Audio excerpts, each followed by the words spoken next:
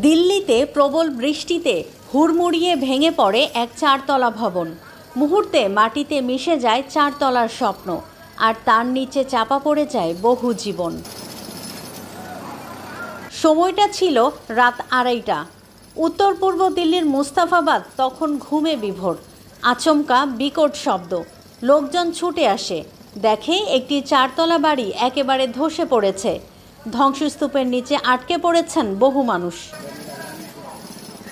দিল্লি পুলিশের সহকারী ডিসিপি সন্দীপ লাম্বা জানিয়েছেন, ইতোমধ্যেই 14 জনকে উদ্ধার করা সম্ভব হয়েছে। তবে দুঃখের বিষয়, তাদের মধ্যে 4 জনের মৃত্যু হয়েছে। ধ্বংসস্তূপের নিচে এখনও আটকে থাকতে পারেন 8 থেকে 10 জন। পুলিশ, ফায়ার সার্ভিস এবং বিপর্যয় মোকাবেলা বাহিনী একসাথে লাগাতার উদ্ধার কাজ চালিয়ে যাচ্ছে। সময়ের সঙ্গে পাল্লা দিয়ে লড়ছে তারা। প্রবল বর্ষণের জেরেই কি এই বিপর্যয়, নাকি ছিল কোনো নির্মাণগত ত্রুটি? উত্তর এখনও অস্পষ্ট। তবে শহরবাসীর কাছে এটা এক যন্ত্রণাদায়ক রাত্রি, যেখান থেকে অনেকেই ফিরলেন না। মাটি চাপা পড়া ভবনের পাশে দাঁড়িয়ে এখনও অপেক্ষায় বহু মানুষ।